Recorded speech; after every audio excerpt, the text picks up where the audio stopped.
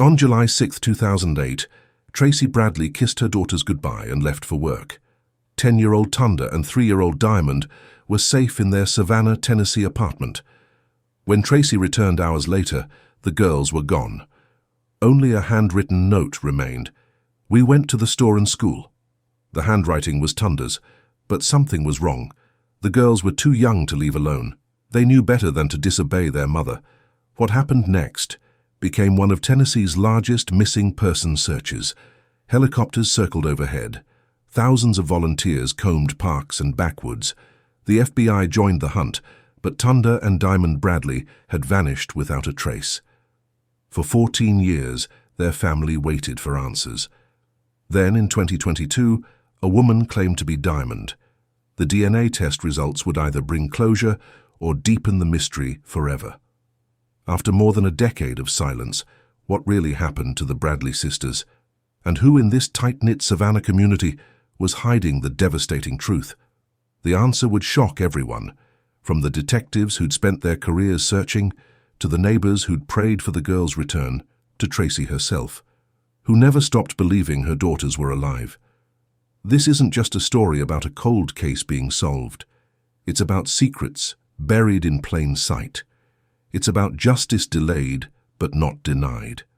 And it's about how a single arrest in 2022 would force an entire community to question everything they thought they knew about that summer day in 2008. Before we get into the story, drop a comment with your country and the time right now. I'm curious to see where you're watching from today. The morning sun filtered through the thin curtains of the modest apartment on Maple Street in Savannah, Tennessee. Tracy Bradley moved quietly through her small home, gathering her work uniform and preparing for another long day.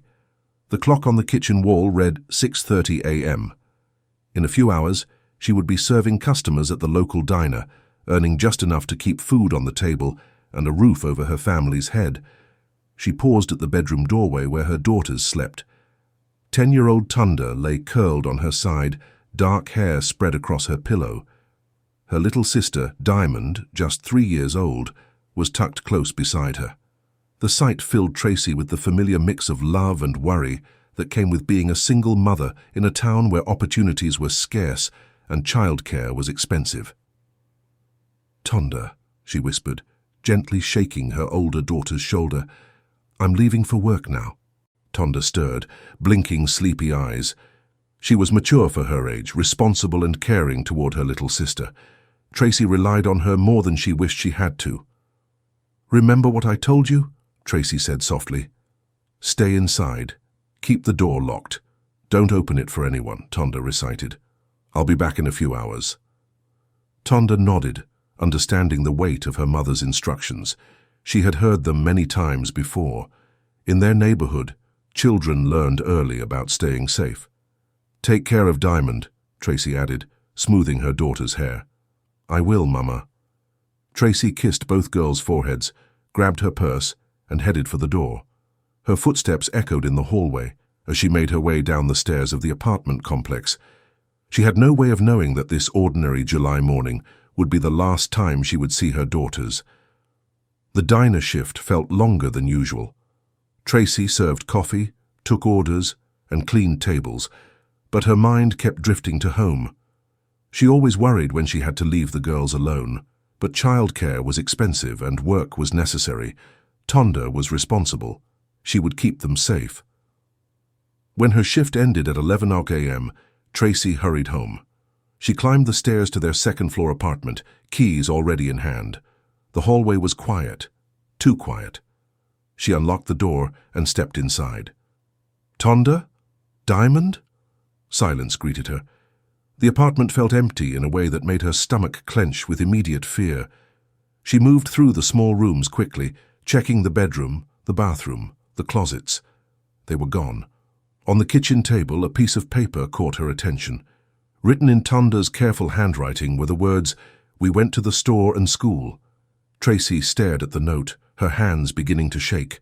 Tonda knew better than to leave the apartment. They both knew better. She grabbed the phone and began dialing. First her sister, then her mother, then neighbors. "Have you seen the girls? Are they with you?" The answer was always no.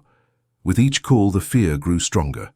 By noon, the hallway outside the Bradley apartment buzzed with activity. Neighbors gathered, drawn by Tracy's increasingly frantic calls. Mrs. Johnson from downstairs held Tracy's shaking hands. Mr. Rodriguez was checking the basement storage area. Everyone who lived in the building knew Tonda and Diamond. They were good girls who minded their mother. "When did you last see them?" asked Mrs. Williams, who lived across the hall. "This morning, before I left for work. They were sleeping." Tracy's voice broke. "Tonda promised to keep Diamond inside. She's never disobeyed me like this. Never." Someone had already called the police. Within minutes, patrol cars arrived outside the building. Officers climbed the stairs, their radios crackling with dispatch calls. This was how it began, with frightened neighbors, a mother's terror, and the growing realization that something was very wrong in the quiet town of Savannah, Tennessee. If you're still with me, type "find them" in the comments. I want to know you're as invested in this story as I am. Detective Sarah Martinez was the first investigator to arrive at the scene. A veteran of the Savannah Police Department's Missing Persons Unit, she had worked dozens of cases involving children, but something about the handwritten note troubled her immediately. She bagged it carefully, studying the neat letters that spelled out such an innocent message. "You're certain this is your daughter's handwriting?" she asked Tracy for the third time. "Yes, Tonda loves to write. She's always leaving me little notes." Tracy wiped her eyes but wouldn't leave the apartment. "I told her to stay inside." Detective Martinez walked through the small apartment, noting every detail. No signs of forced entry, no evidence of a struggle. The beds were unmade, as if the children had simply gotten up and walked out. But Tonda's note suggested they had gone somewhere willingly. "Mrs. Bradley, I need you to think carefully. Is there anyone the girls might have gone with? A neighbor, a family member? Someone they know and trust?" Tracy shook her head. "Tonda knows not to go anywhere with anyone, and Diamond never leaves Tonda's side. If someone took them—" She couldn't finish the sentence. Within hours, the case had escalated. Detective Martinez called for backup, and soon the building was filled with investigators. The Savannah Police Department was treating this as a possible abduction. Two young girls didn't simply vanish from a locked apartment without leaving a trace. News of the missing Bradley sisters spread quickly through Savannah. By evening, the story had reached local television stations. Tonda and Diamond's school photos appeared on the news, their young faces looking out at viewers across Tennessee. Tips began pouring into the police hotline. The next morning brought an unprecedented response. Volunteers arrived at the police station, ready to join the search. Church groups, community organizations, and concerned citizens formed search parties. The Savannah Police Department had never coordinated an operation quite like this one. Helicopters circled overhead, their searchlights sweeping across parks and wooded areas. Police dogs followed scent trails that led nowhere. Teams of volunteers walked through Riverside Park, checking behind every tree and bush. Others searched the banks of the Tennessee River, hoping not to find what they feared most. Local businesses donated supplies, water bottles for searchers, flyers with the girls' photos, even drones to scan hard-to-reach areas. The community center became command headquarters, with maps covering the walls and pins, marking areas already searched. "I've never seen anything like this," said Officer James Wilson, a 20-year veteran of the force. "The whole town has come together." But despite the massive effort, there was no sign of Tonda or Diamond Bradley. The FBI joined the investigation on the third day. Special Agent Robert Taylor set up a command post in the police station, coordinating with local detectives and analyzing the evidence. The handwritten note had been sent for forensic analysis. The results confirmed what everyone already knew. It was definitely Tonda's writing. "This tells us something important," Agent Taylor explained to Detective Martinez. "If Tonda wrote this note, she believed they were going somewhere legitimate. She thought they would be back. This wasn't a kidnapping in the traditional sense. Someone convinced these children to leave with them." The realization was both encouraging and terrifying. It meant the girls had likely gone willingly with someone they trusted, but it also meant that person had betrayed that trust in the worst possible way. As the search entered its second week, media attention intensified. Tracy found herself facing reporters and cameras, pleading for her daughter's safe return. The questions were relentless and sometimes cruel. Some reporters implied that she had been negligent, leaving her children alone. Others suggested she might know more than she was saying. "I work to support my family," Tracy said during one particularly difficult interview. "Tonda is responsible. She takes good care of her sister. I never imagined—" She broke down, unable to continue. The search expanded beyond Savannah to neighboring counties. Investigators interviewed every registered sex offender within a 50-mile radius. They checked security footage from businesses near the apartment complex. They followed up on every tip, no matter how unlikely it seemed. But as days turned into weeks, the harsh reality began to set in. The girls had vanished without a trace, and the investigation was stalling. "We're not giving up," Detective Martinez assured Tracy during their daily meeting, "but we need to prepare for the possibility that this might take longer than we hoped." Tracy nodded, her eyes hollow from lack of sleep. "They're out there somewhere. I can feel it.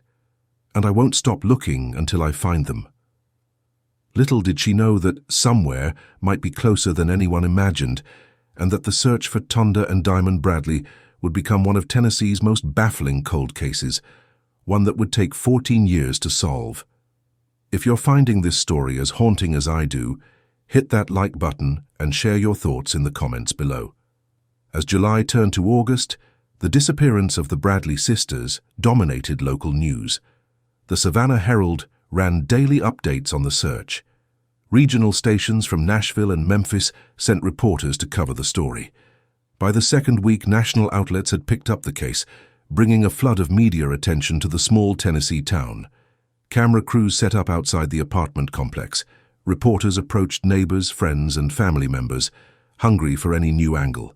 The constant attention brought both help and harm.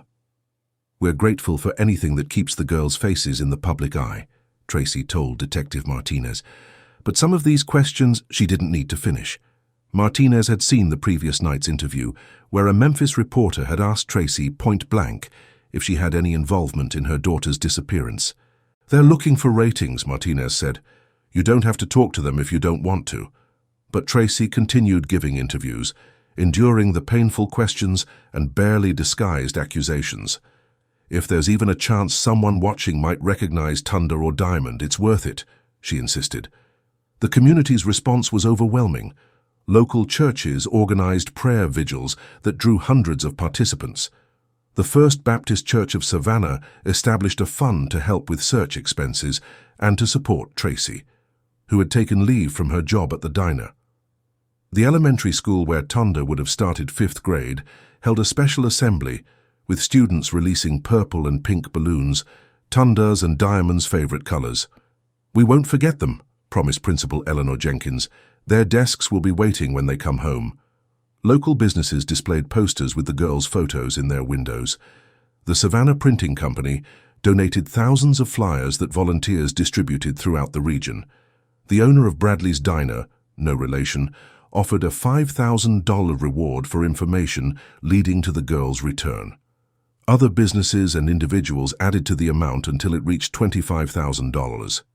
"This town has a big heart," said Mayor Robert Wilson at a community meeting, "and we take care of our own." But as weeks passed with no significant leads, the intense search efforts gradually scaled back. The FBI reduced its presence, leaving just one agent to coordinate with local police. The volunteer search parties grew smaller. The media trucks disappeared one by one, moving on to newer stories. Through it all, Tracy maintained a grueling routine. Each morning, she visited the police station for updates. Each afternoon, she joined whatever search was happening that day. Each evening, she attended prayer vigils or community meetings, and each night she returned to the empty apartment where Tonda's and Diamond's belongings remained untouched. "The hardest part is the silence," she confided to her sister Melissa. "Our place was never quiet before. Diamond was always singing or laughing. Tonda was always reading her stories out loud. Now there's just nothing." The emotional toll was visible. Tracy lost weight. Her hair began to gray at the temples. Dark circles formed permanent shadows under her eyes. Friends and family worried about her health, but she brushed off their concerns. "I'll rest when my girls are home," she said. As summer faded into fall and fall gave way to winter, the case remained open but inactive. Detective Martinez still checked in weekly, but she had other cases demanding her attention. The FBI's involvement was now limited to database searches and coordinating with other jurisdictions. July 6, 2009 marked the first anniversary of the disappearance. The Savannah Herald ran a front-page story with updated photos of the girls and a timeline of the investigation. The community organized a candlelight walk from the Bradley apartment to Riverside Park, where hundreds gathered to show their continued support.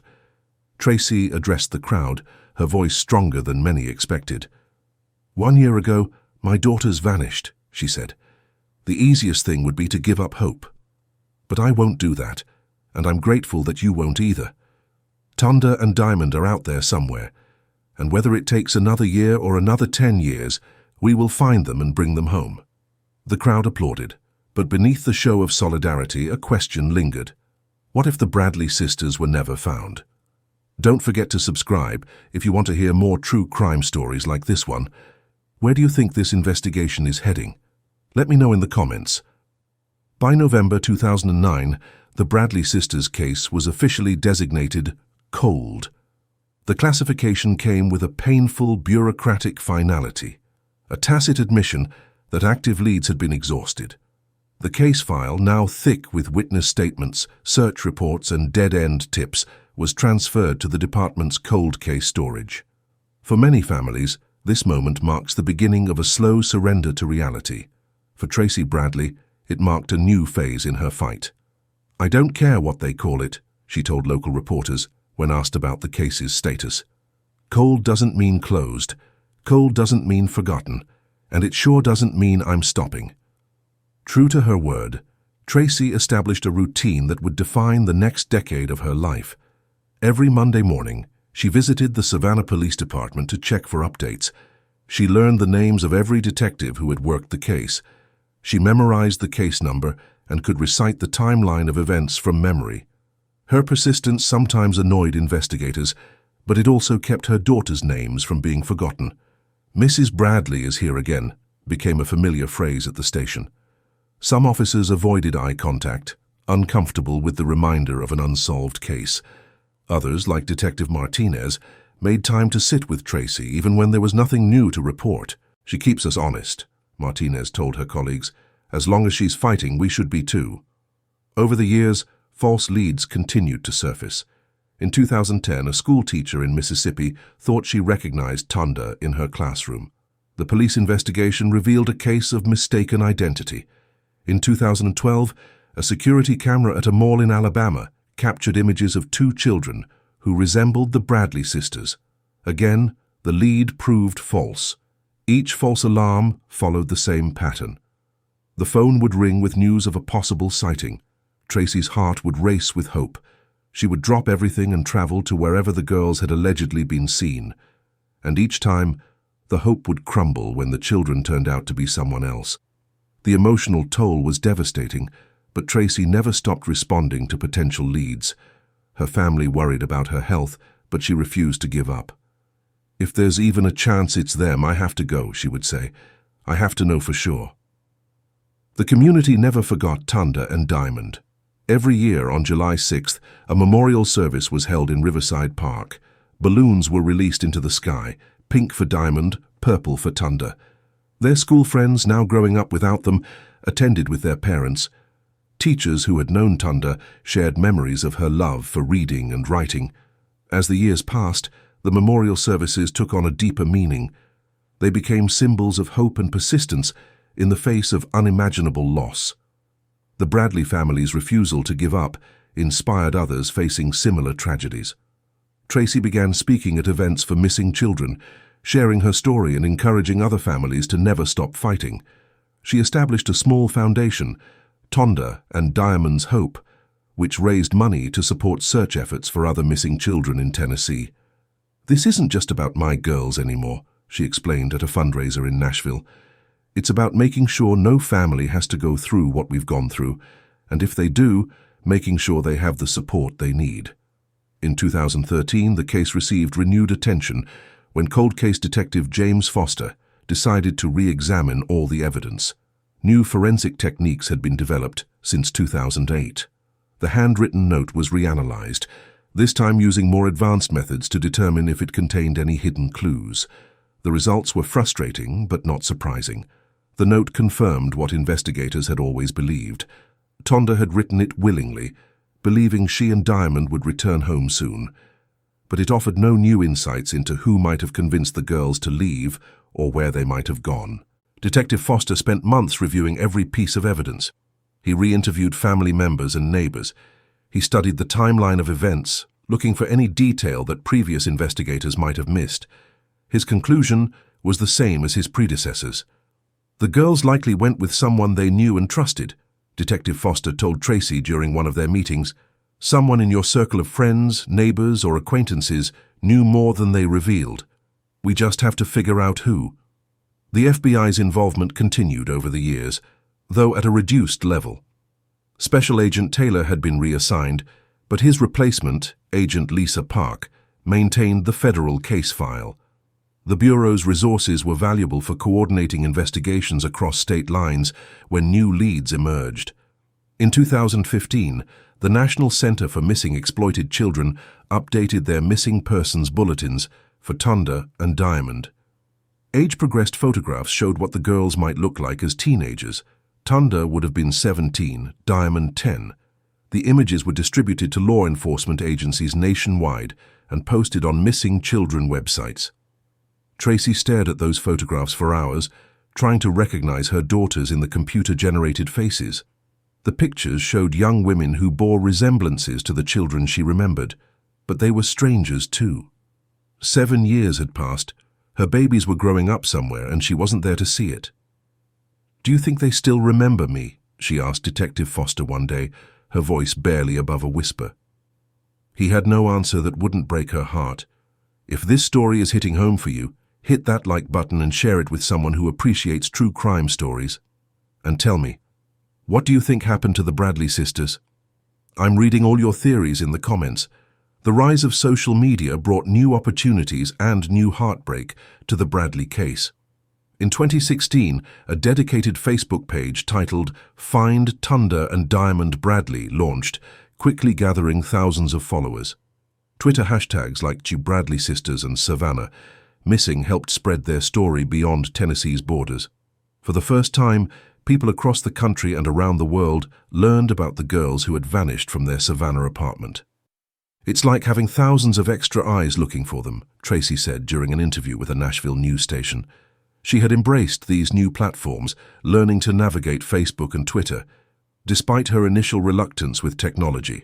Someone, somewhere might recognize them and not even realize they're looking at missing children. The expanded reach brought valuable attention to the case. Tips came in from states as far away as Oregon and Maine. People shared memories of seeing girls who resembled Tonda and Diamond in shopping malls, at schools, or in parks. Each lead, no matter how small, was investigated. But social media also brought a new kind of pain. Hoaxes and false claims multiplied. People posted fake sightings for attention. Others claimed to have information they didn't actually possess. Some cruel individuals even pretended to be the missing girls, sending messages to Tracy that briefly ignited hope before crushing it again. "The internet can be a dark place," Detective Foster warned Tracy after a particularly vicious hoax in 2017 when someone created a fake Instagram account claiming to be Tonda. "We have to be careful about what we believe." Despite the challenges, Tracy maintained the social media presence, working with volunteers who helped screen messages and moderate comments. The digital footprint kept the case alive in ways traditional media couldn't sustain. The 10th anniversary in 2018 brought national media attention once again. CNN featured the Bradley case in a special report about long-term missing children cases. America's Most Wanted aired a segment asking viewers for information. The renewed publicity generated hundreds of new tips, though none led to the breakthrough the family desperately sought. 10 years feels impossible, Tracy said during a candlelight vigil in Riverside Park. "There are days I wake up and it feels like yesterday, and there are days it feels like a lifetime ago. But what never changes is that I know they're out there. I know we'll find them." The crowd that gathered for the 10th anniversary was smaller than in previous years. Some of the original supporters had moved away.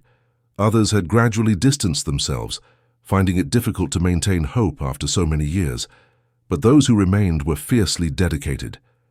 Tracy Bradley taught this town what it means to never give up, Mayor Wilson said in his address, and Savannah hasn't forgotten the promise we made to find her girls.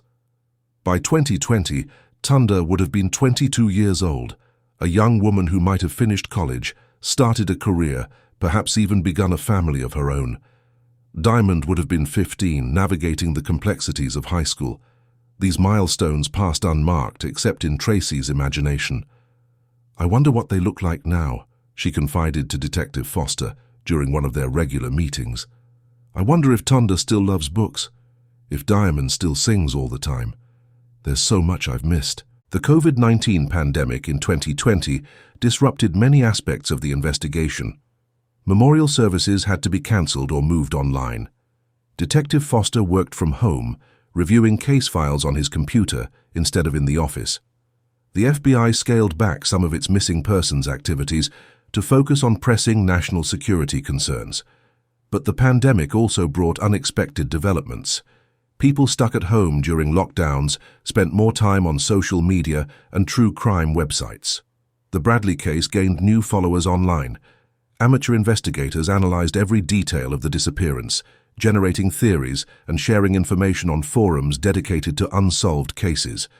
Through it all, Tracy's determination never wavered. When asked by a reporter if she ever considered giving up, her answer was immediate and firm. "They're my children. A mother doesn't stop looking. Not ever." What's your take on this case so far? Drop your theories in the comments below, and if you're enjoying this deep dive, make sure to hit subscribe for more true crime stories like this one. In January 2021, the Savannah Police Department underwent a significant restructuring. As part of this change, Detective Maria Santos was assigned to review all cold case files older than 10 years. A former FBI analyst with a reputation for solving seemingly impossible cases, Santos brought fresh eyes and new technology to the investigation. "I've heard about the Bradley case my entire career," Santos told her supervisor when she received the assignment. "It's time someone took another look." Her approach was methodical and thorough. She began by digitizing the entire case file, thousands of pages of interviews, evidence logs, and follow-up reports. Using advanced data analysis software, she searched for patterns that previous investigators might have missed. The evidence was limited. The girls had vanished so completely that there was virtually no physical evidence to analyze. The handwritten note remained the most significant clue, and it had already been studied exhaustively by multiple experts over the years. "This case has always been about people, not evidence," Santos observed after her initial review. "Someone saw something, someone knows something, and after all these years, relationships change, loyalties shift. People who stayed quiet before might be ready to talk now." She spent weeks re-interviewing key witnesses, starting with neighbors who had lived in the apartment complex in 2008. Many had moved away, but Santos tracked them down, traveling across Tennessee and neighboring states to conduct face-to-face interviews. "I'm looking for inconsistencies," she explained to Tracy during their first meeting. "Small details that didn't seem important then, but might mean everything now." Her persistence paid off when she discovered that one neighbor's account of that morning had changed significantly over the years. Mrs. Evelyn Parker, who had lived directly below the Bradleys, initially told police she hadn't seen or heard anything unusual. But in her 2021 interview with Santos, she mentioned hearing a man's voice in the Bradley apartment around 8 a.m. after Tracy had left for work. "I didn't think much of it at the time," Mrs. Parker said. "Figured it was a maintenance man or something." When Santos asked why this detail hadn't been in her original statement, the elderly woman seemed confused. "I'm sure I told that first detective. Maybe they didn't think it was important." This discrepancy opened new avenues of investigation. Santos began reviewing maintenance records for the building and interviewing former staff members. She also re-examined visitor logs and delivery records from nearby businesses, looking for any unusual activity on the morning of July 6, 2008. By 2021, the Bradley case had become legendary in Tennessee law enforcement circles. It was studied in police academies as an example of a challenging missing persons investigation. Young detectives learned about the importance of preserving evidence and maintaining relationships with families over long periods. The Bradley sisters case isn't just about two missing children, an instructor at the Tennessee Law Enforcement Training Academy told his students. It's about how a community responds to tragedy and how investigators balance hope with reality as the years pass. The COVID-19 pandemic continued to disrupt traditional investigative methods throughout 2021. Face-to-face interviews often had to be conducted outdoors or via video calls. Community meetings moved online. The annual memorial service was scaled back to comply with local health guidelines. But the pandemic also created unexpected opportunities. With more people working from home and spending time online, the digital footprint of the case expanded dramatically. True crime podcasts featured the Bradley sisters' story. Reddit threads analyzed every detail of the disappearance. YouTube channels created detailed timelines and maps of the search areas. Amateur investigators developed theories ranging from plausible to outlandish. Some suggested the girls had been taken by a trafficking ring. Others believed they had witnessed a crime and been silenced. A few even proposed that Tracy herself was involved, a theory that Santos dismissed immediately based on the overwhelming evidence of the mother's decades-long search. Online speculation can be helpful, Santos acknowledged, but it can also be harmful. Our job is to separate fact from fiction. As the 14th anniversary approached in July 2022, Santos worked with the National Center for Missing Exploited Children to prepare another update to their missing persons bulletins. New age progression photographs showed Tonda as a 24-year-old woman and Diamond as a 17-year-old teenager. These images would be the most sophisticated yet, using advanced computer modeling to account for genetic factors and aging patterns. "These new images are uncanny," Tracy said when Santos showed her the preliminary versions. "I can see my mother in Tonda's face now, and Diamond. She looks so much like my sister did at that age." The updated photographs were scheduled for release on July 6, 2022, exactly 14 years after the disappearance. As part of a renewed publicity campaign, law enforcement hoped that showing the sisters as adults might generate new leads from people who had encountered them recently but hadn't recognized them as missing children. No one could have predicted that before those photos were even released, the case would take its most dramatic turn yet. If you're invested in this story, make sure you're subscribed so you don't miss what happens next. What do you think Detective Santos discovered? Share your predictions in the comments below. On February 17, 2022, the Savannah Police Department received a call that would change everything. A woman identifying herself as Brittany Wilson contacted the department's tip line after seeing an online article about the Bradley sisters case. "I think I might be Diamond Bradley," she said, her voice hesitant. "I've been having these dreams. And then I saw the age progression photo, and it was like looking in a mirror."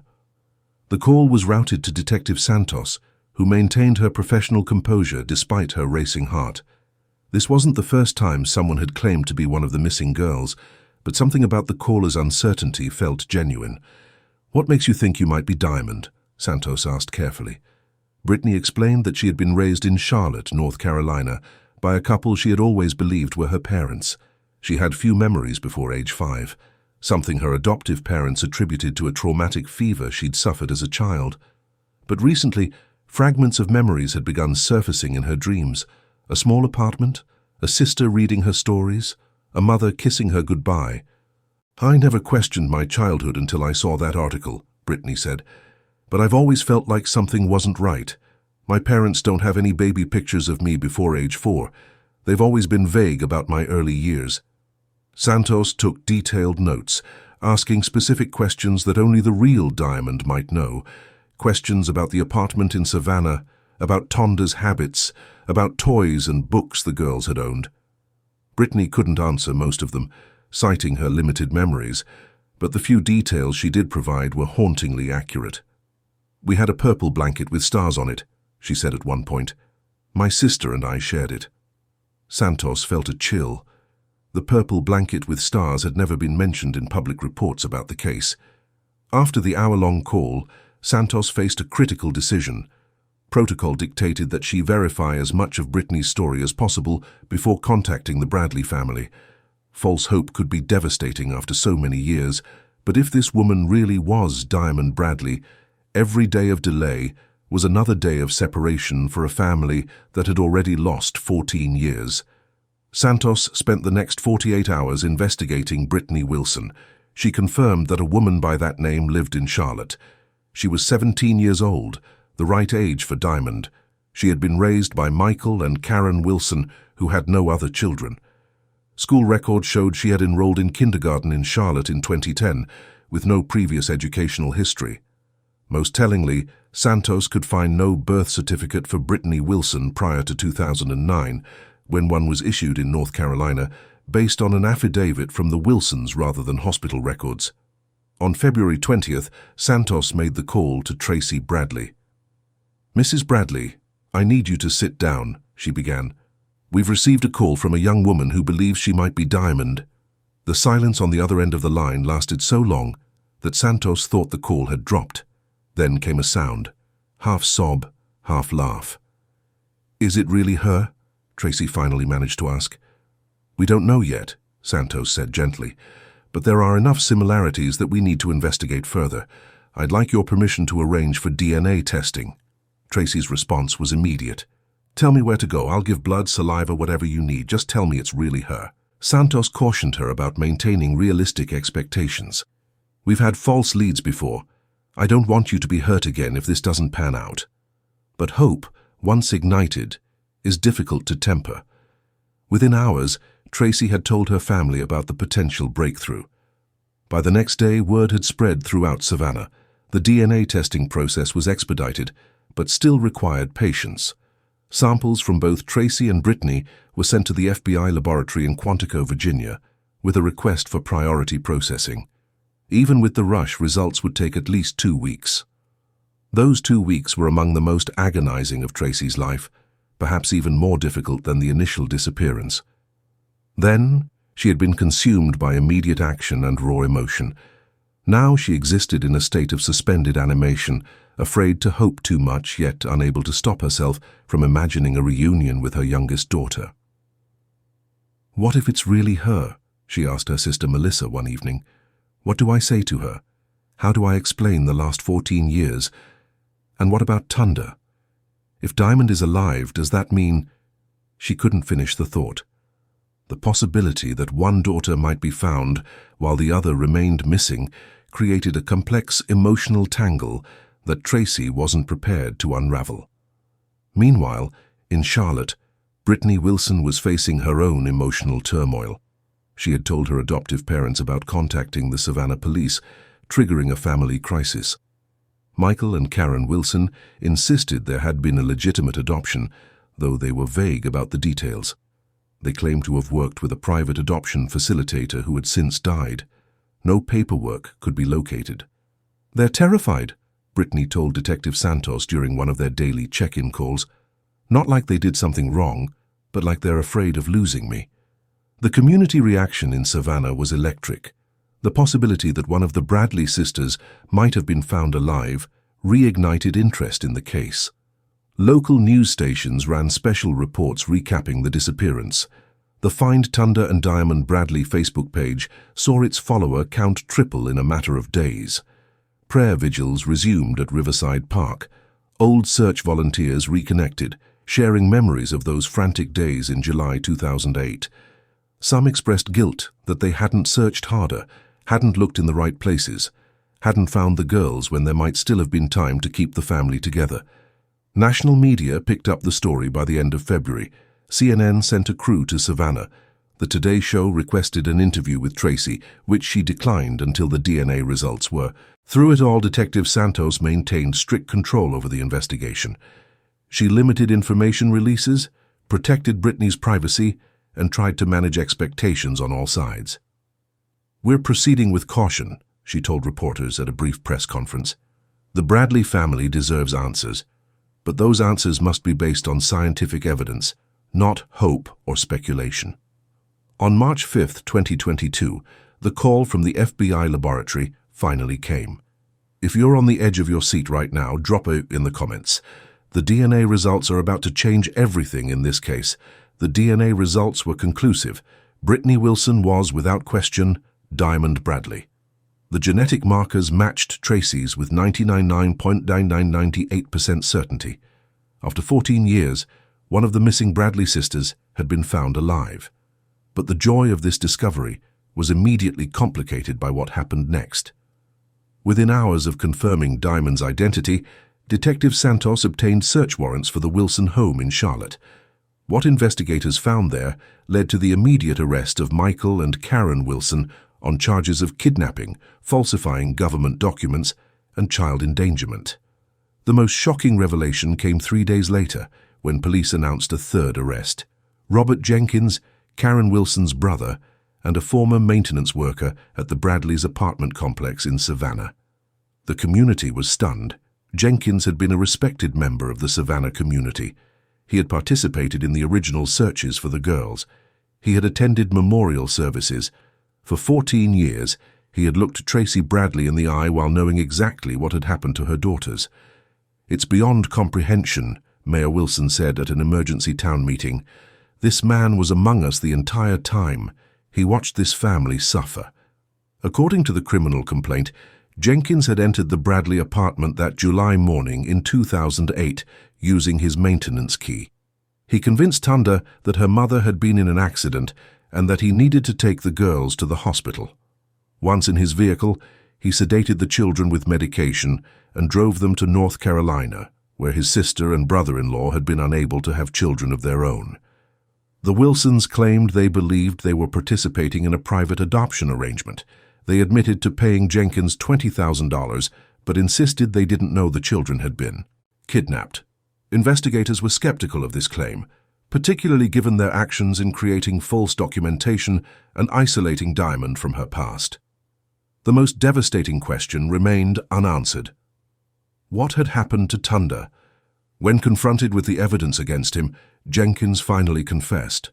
Tonda, at 10 years old, had been old enough to understand what was happening. She had threatened to tell the police. In a panic, Jenkins had killed her, burying her body in a wooded area outside Savannah.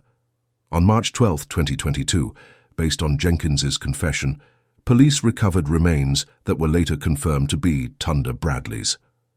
Tracy's emotional response to these revelations was complex and heartbreaking. The joy of finding Diamond alive collided with the confirmation of her worst fears about Tonda. In her first public statement, read by her sister Melissa at a press conference, Tracy expressed both gratitude and grief. "God has answered half of my prayers by bringing Diamond back to us," the statement read. "Now we can finally bring Tonda home too and lay her to rest with the dignity she deserves. My heart is simultaneously healing and breaking all over again." The case sent shockwaves through Tennessee's law enforcement community. Cold case units across the state began reviewing similar disappearances with renewed vigor. The Tennessee Bureau of Investigation announced increased funding for advanced DNA testing and age progression technology. "The Bradley case proves that persistence pays off," said TBI Director Caroline Marsh. "No matter how cold a case becomes, there's always hope for resolution." For Savannah, the arrest of a trusted community member was a profound betrayal. The annual memorial services that had brought the town together for years now felt tainted by Jenkins' participation. Many struggled to reconcile the man they had known with the monster revealed by the investigation. As for Diamond, who continued to use the name Brittany, the road ahead was complicated. At 17, she had spent most of her life with the Wilsons, unaware of her true identity. While they faced serious criminal charges, they were still the only parents she remembered. Reuniting with her biological mother and extended family would be a long, delicate process, supported by trauma specialists and counselors. Tracy approached this challenge with the same determination that had sustained her for 14 years. "I've waited this long to hold my daughter again," she told Detective Santos. "I can be patient a little longer while she adjusts. The important thing is that she's alive, and she's safe, and she knows the truth now." The Bradley case would forever be remembered in Tennessee, not just for its tragic elements, but for the power of a mother's relentless love and the reminder that even the coldest cases can eventually thaw. If this story moved you, please hit the like button and subscribe. What other cold cases do you think deserve a fresh look? Share your thoughts in the comments below. The resolution of the Bradley sisters case reminds us that justice, while sometimes delayed, can still be served. After 14 years of questions, a community's persistence and a mother's unwavering love finally uncovered the truth hidden in plain sight. For Tracy Bradley, the journey brought both healing and heartbreak. The miracle of finding Diamond alive came with the devastating confirmation of Tonda's fate. Yet even in this bittersweet resolution, there is a form of closure that had eluded the family for so long.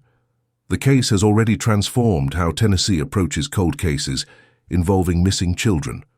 Law enforcement agencies across the state have implemented new protocols for periodically reviewing dormant files with fresh eyes and modern technology. The power of social media and public awareness has been undeniably demonstrated, proving that cases are never truly cold as long as someone remembers. Perhaps the most important lesson from the Bradley case is the danger that can lurk within trusted circles. Robert Jenkins' position as a maintenance worker gave him both access and credibility, a sobering reminder that predators often hide behind familiar faces. For Diamond, now rebuilding her life and identity, the future holds both challenges and possibilities. Her story of survival and reunion offers hope to countless families still waiting for answers about their missing loved ones. If this story impacted you, please take a moment to like this video and subscribe to Easy Case for more in-depth true crime investigations. Sharing these stories helps keep cold cases in the public eye, potentially bringing other families the answers they deserve. What cold case would you like to see covered next on this channel? Drop your suggestions in the comments below, along with your thoughts on the Bradley sisters case. Next week, we'll explore another shocking case from America's heartland, one that remained unsolved for decades until a single DNA sample changed everything.